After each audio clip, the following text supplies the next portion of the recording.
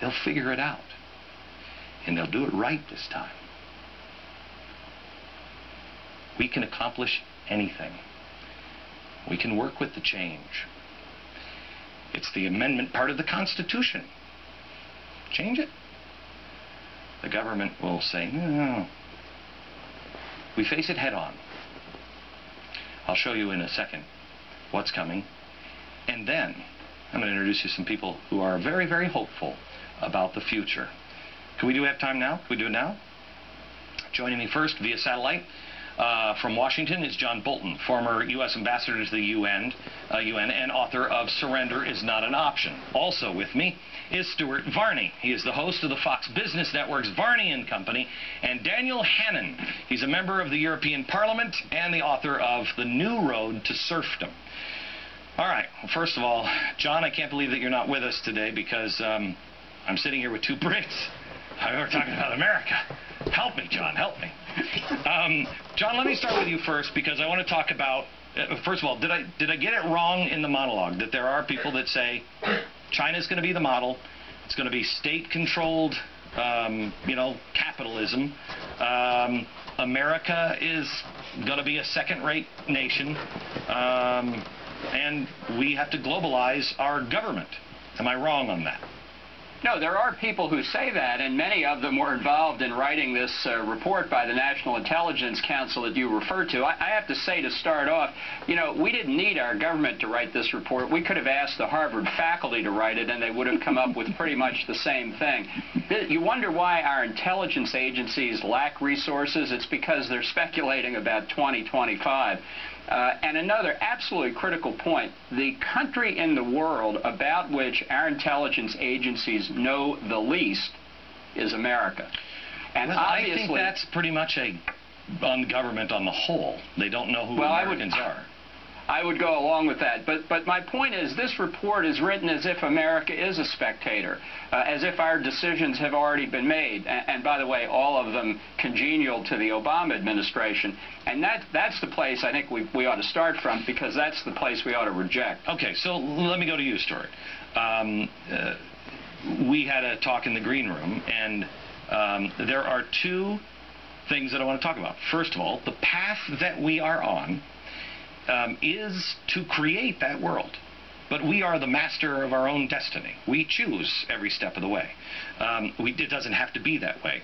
But will you agree with me that we are on that path of being a second-tier nation, maybe at best? The worldview of the Obama administration and of the president himself is embedded in that report. He's looking at the America that we have now, that he has partly helped to create with his policies of the last 18 months, and he's projecting that into the future, into the world. It's a future view which I personally reject, and I think we will reverse. But there's no question that report encapsulates Obama's view of the world now and in the future. It is, however, reversible. Okay. Danniel, there are those people, those forces here in America that are anti-colonialists. The president is believed by some, I'm one of those, to be an anti-colonialist. Our wealth was ill-gotten, etc., etc. And so let's help the other nations. Let's, keep the oppressor down and help the oppressed.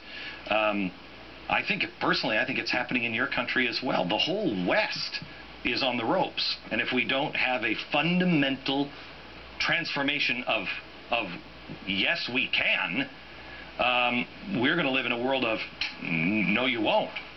Disagree?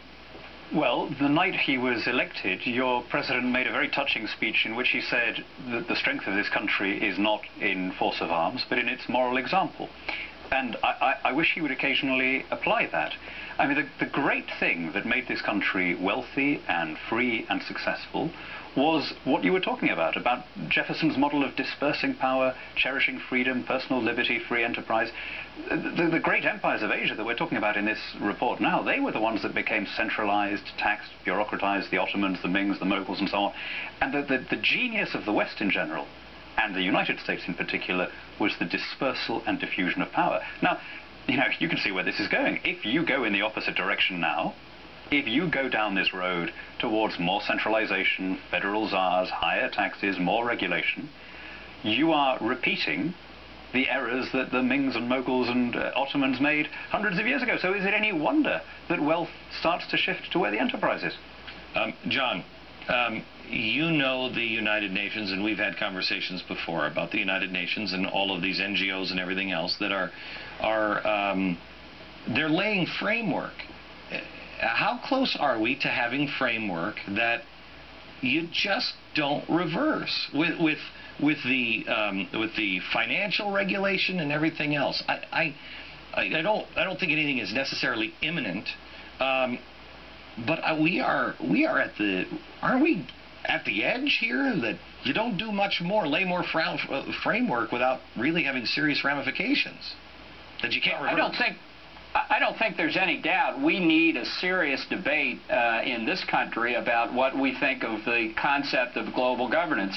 Our friends in Europe are already well along that road, and having surrendered a lot of their own national sovereignty to the European Union and Brussels, they're happily about the project of surrendering a little of ours to transnational authorities as well. Okay, hang on. I want to take a break, and I want to go back here to our own sovereignty and